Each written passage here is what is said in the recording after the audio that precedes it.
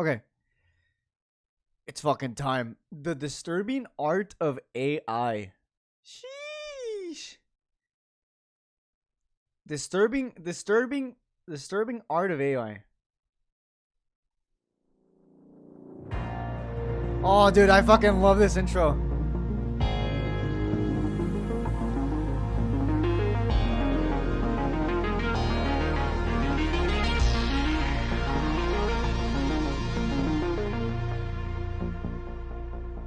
It's only a 20-minute video, so it's not like crazy long.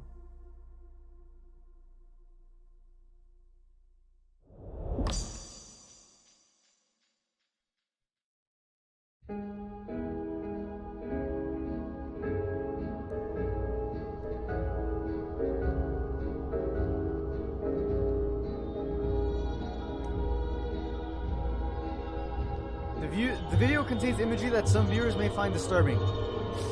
Warning.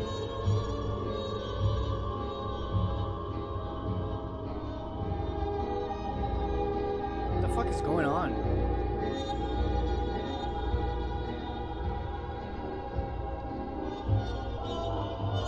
Flash warning. There's our... Oh my god!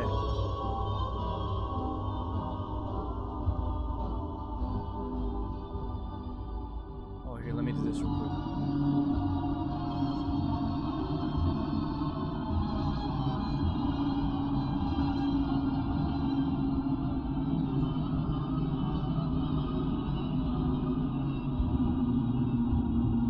What the fuck?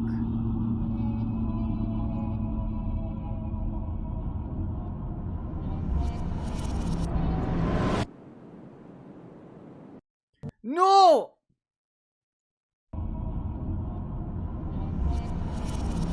No more fucking around. I was trying to turn off my mic light, but fuck it, whatever. 9/6/22. It's Tuesday night.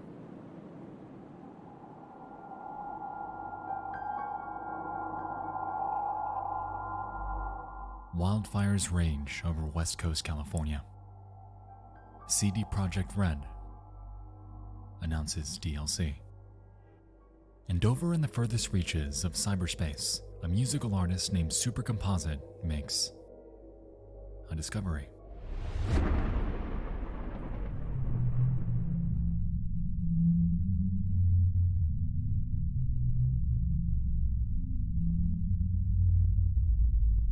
What is this? She experiments with AI-driven art, made possible through inputting text prompts into machine learning systems like Stable Diffusion, DALL-E, and Midjourney.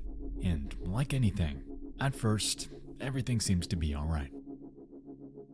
Animals, landscapes, trees, the human form, the potential of AI-driven art is endless. And so she decides to push the boundaries of what this system can do, and inputs the following. We've known each other many years, but this is the first time he ever came with the console. The last name of Marlon Brando. A prompt that will surely test the absolute limits of the capability of artificial intelligence. Curiously, she enters a modifier, -1, also known as a negative prompt weight, which informs the AI that they're seeking a picture as conceptually far away from the prompt as possible.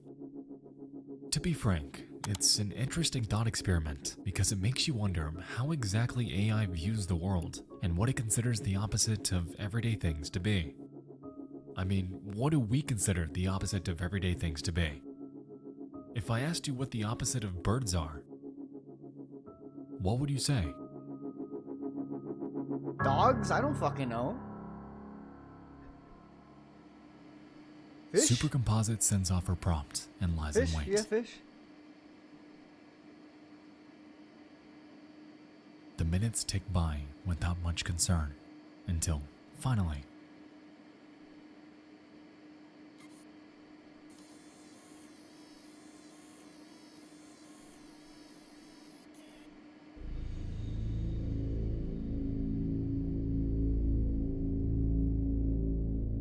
innocuous, yet interesting that the opposite of Marlon Brando is perceived to be an abstract skyline. Written on it appears to be two words, Digita and Pentix, and in the background appears to be text on a white page. Curious, she ponders if the inverse of this photo would result in a picture of Marlon Brando. And so she inputs another prompt and sends it off into the vast unknown.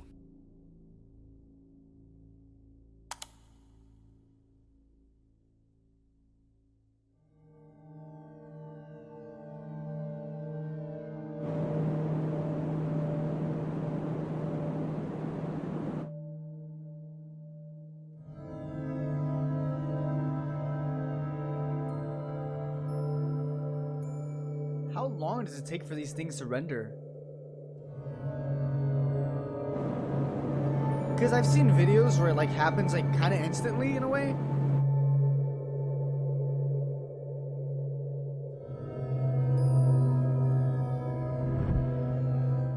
Before them were 4 images of a highly uncanny, older woman with severe rosacea on her cheeks. She bears prominent cheekbones, has dark-colored hair, and can be seen within a living room, in what appears to be a hospital, in a bathtub, and against a green wall with just one discernible word above her. L-O-A-B. Or lobe. What the fuck is going on? Over the next few days, Super experiments with their creation, curious about why and how lobe exists. She eventually employs a method named AI image crossbreeding to combine one of Loeb's photos with a completely separate one that her friend created. However, instead of this combination resulting in Loeb's demise, or innocuous photos involving this tunnel, what comes to fruition is something a bit more grotesque. Through some kind of emergent statistical accident, something about this woman is adjacent to extremely gory and macabre imagery and the distribution of the AI's world knowledge. Since Loeb was found using negative prompt weights, her gestalt is made from a collection of traits that are equally far away from something, but her combined traits are still a cohesive concept for the AI, and almost all descendant images contain a recognizable Loeb. In nearly every image, Loeb is distinct and embodies the physical manifestation of the repulsive and uncanny. This AI is somehow creating images that perfectly encapsulates what terrifies us, wrapped up in a myriad of situations like family portraits, loitering within an office building, looming over children like a reincarnation of Jesus Christ, and even standing by after what appears to be a murder by her own hand. But it doesn't stop there, as the correlation between Loeb and the idea of malformed, mutilated imagery was merely beginning to take root. The Angel Hallway plus Loeb also produced art with such copious gore that probably very few people want to see them, but here are 2. I don't feel comfortable posting the most disturbing ones. They're borderline images of dismembered, screaming children. There's something moving to me about these grotesque scenes and the desperation, panic, and sadness that they convey. Again, these are produced with other images as inputs and no text. They're the result of crossbreeding of images of Loeb with pictures of other things. The images that result from crossing Loeb with other images can in turn be crossbred with other images. The AI can latch onto the idea of Loeb so well that she can persist through generations of this type of crossbreeding, even without using the original image. From here, their journey down the Loeb rabbit hole continues. As referenced, her persistence in existing within each resulting photo is striking, and even when they try to get rid of her, to distort her out of existence, she remains in immensely uncomfortable scenarios. Ugh. With a child clinging to the human form, locked in time as a clay statue, deformed by unknowable technology, lurking, watching Any lurkers in chat? from the dark, trapped within a Stephen Gamble canvas, painstakingly out of place, abandoned as a lifeless child, trapped in the deep blue, and frozen in eternal pain.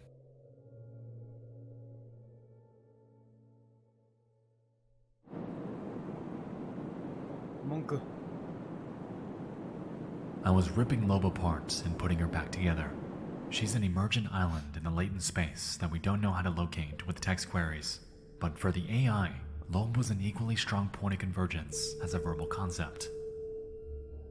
The big lesson for me here with Loeb is that image prompting can essentially be used as your custom parameter to question the AI's form of thought. You can produce original styles and characters that you literally discover. Negative prompting can help you find emergent accidents, much like Loeb, too. This is largely where her thread ends. She claims that she'll update it with further pictures of Loeb as they're created, and that's a promise that's held true. To this day, they're still adding to it, and this thread in its entirety serves as an interesting dive down a surreal, uncanny, and dreamlike rabbit hole regarding this undisclosed AI art generator and its bizarre affixation with this one specific face. As we can recall, the original prompt referenced the inverse of Marlon Brando, and the resulting image was nothing like any human would logically expect it to be. It was an abstract skyline. So how did this come from this? That's so fucking creepy.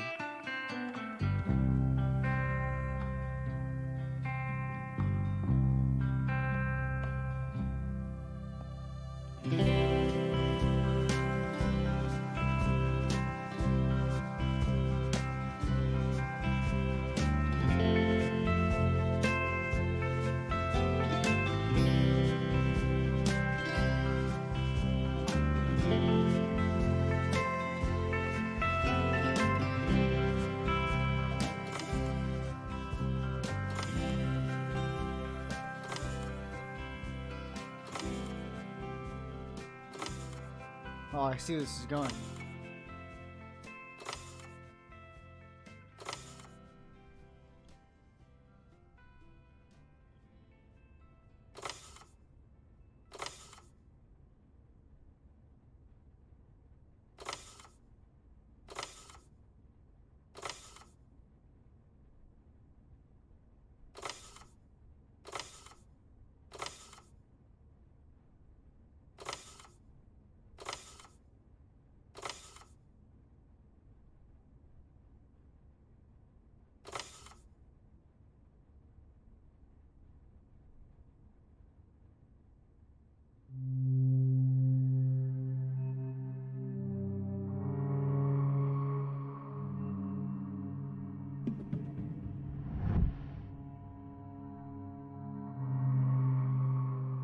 It's crazy how these pictures look so real, except for like... Why are AI creations so unsettling? They look What real, is it but about also these images don't that causes in a way. this inexplicable dread? The program I was utilizing to make this slideshow and throughout this entire video was Stable Diffusion, and in the process, I learned quite a few things about it. When you make your input too specific, you may happen upon exactly what you're looking for. The AI is, in a way, constrained by what you feed it. However, if you take away the specifics in your prompt and really allow it to spread its wings and create something for you, well, that's when things get interesting. Anomalies, much like Loeb, await, hidden away within the confines of something called latent space, or the medium in which AI recreates the features it's been fed. You may have seen other examples of this idea before, notably with a Twitter thread from June in which this person discovers what appears to be a demon after inputting a completely made-up word. Krungus, they called it, which is pretty creepy and is even something you can discover yourself. But it isn't just disturbing, off-putting creatures and faces that this system excels at, and the span of AI's weirdness isn't always as straightforward as entering a text prompt that we know will give us something scary.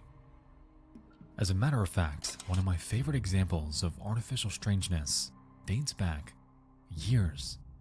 We'll be here. So let's pause. And let's head back.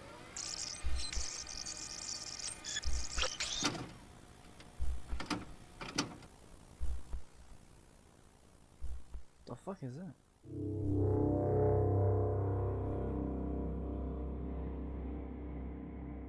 Who is In this? 2019, an anonymous programmer going by none other than the girl who talks to AI set out to create a simulation of the human brain by utilizing a system known as a Generative Adversarial Network, or GAN for short. GANs essentially become trained through machine learning to take in millions of existing stimuli in order to recreate an idea. In this case, the system was tasked with creating a face, and after prowling through millions of existing photos, it spit out this one. The programmer, however, had a curious idea. Since the AI's entire worldview is constrained by the sum of its inputs, what would happen if it were to slowly forget the very thing it was trained for? And so, with the AI's neurons visualized to the right, she shuts them off one by one until this face distorts into something completely unrecognizable.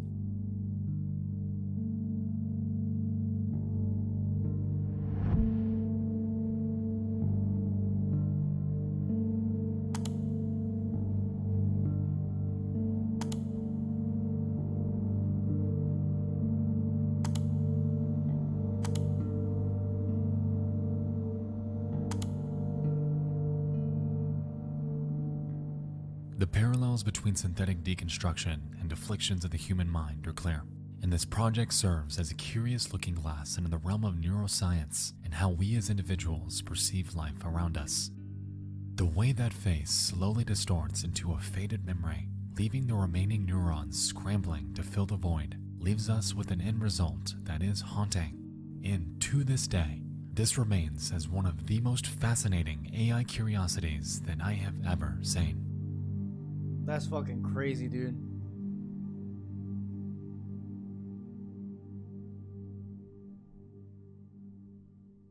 It's interesting that they compared it to Alzheimer's in that one article.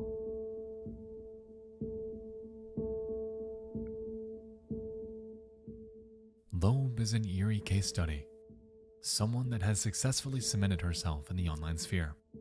And while the reason behind her conception and why this AI somehow latched on to her oddly specific facial features and tied them to macabre, disturbing imagery is currently unclear, what is certain is that her persistence has left us with an interesting revelation.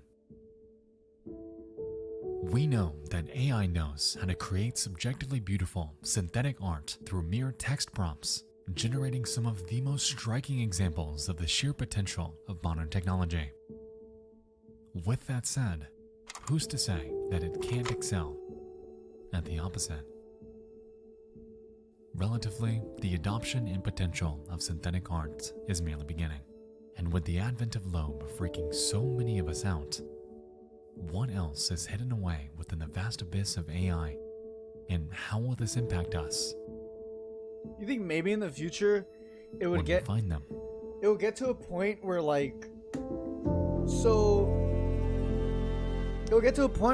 you can kind of make like your own worlds, kind of like in VR. You know what I mean? Do you ever think it would get to a point where like you could put in like a subject, right? Like maybe hell or heaven or like the world collapsing or something, and like you could put it like it'll make like its own fucking world / simulation. You think I feel like that's a possibility. Like it could just create its own world inside of that. You know what I mean? Does that make sense?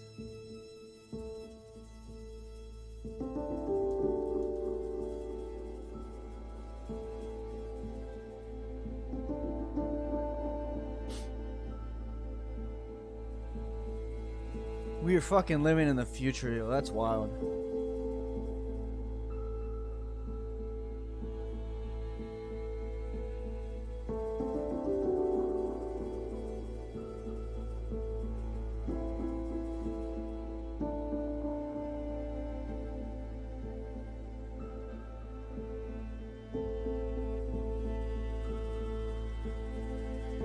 I think the idea of that is crazy. Like, it's mind blowing. That maybe perhaps in the future, AI will be able to, if they can make their own fucking art, like I feel like there will be 100% a possibility for AI to just create their own world inside of themselves, and then we could just view it and go through it. I guess. I don't know, bro. Shit's crazy. AI is crazy. Technology is crazy. She's gonna be wild. Oh wait, there's more. There's more. Shh.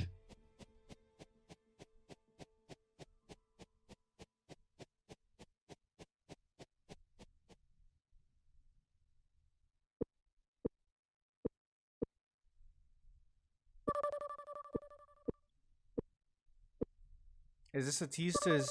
I'm pretty sure this is probably a tease to his Halloween video.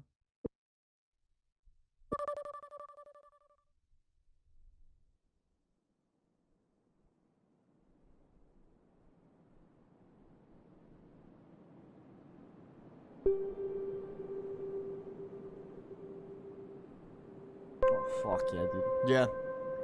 Yeah, when he announced this video, he announced that he's gonna drop one on Halloween. So it's crazy. I'm excited. We're obviously gonna watch that on stream. All right, but yeah. Oh, that was a good video, dude. This shit, the AI shit is interesting as fuck. Super interesting.